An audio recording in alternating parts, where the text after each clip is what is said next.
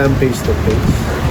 Kasi yung interaction mo ay mas maganda kaysa kasi pagka yung face to face, nakakadaw pang palad mo talaga, nalalaman mo yung ano yung mga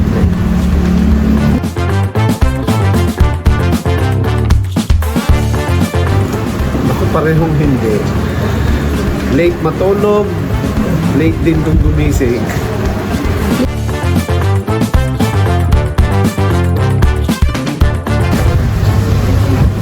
Teamwork.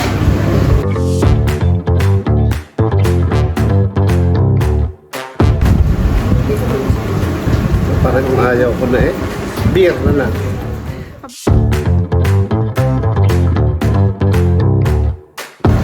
Madami. Crispy bata.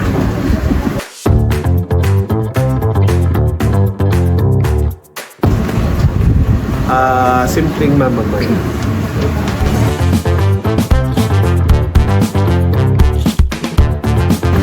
Top priority, makabalik sa panunong.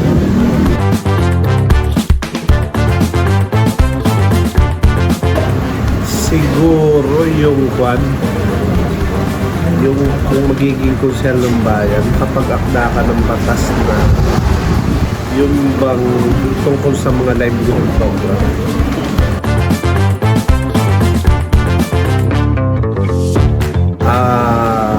Siguro maalala lang bilang isang mabuting namumuno sa atin.